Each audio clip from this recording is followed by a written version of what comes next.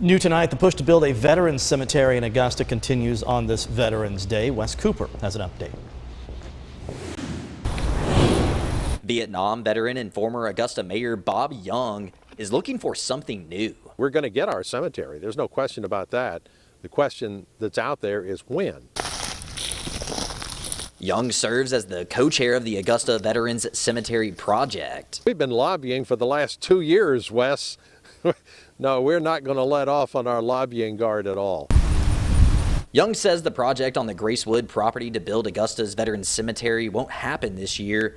That's following the release of the VA's project priority list. Put out its rankings of projects for cemetery expansions and new cemeteries.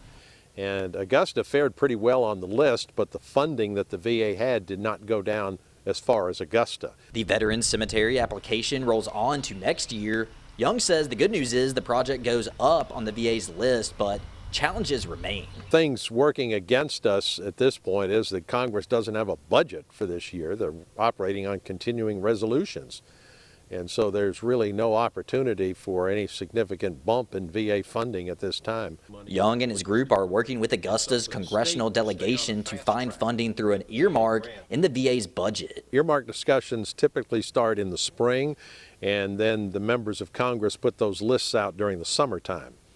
And then the VA grant program for next year won't be settled until October of next year. Georgia state leaders have agreed to pay $1 million to help demolish buildings at the Augusta Veterans Cemetery site. It's estimated the project would cost about $10 million, but Young says it could be done cheaper with the same quality. With perhaps as little as $8 million.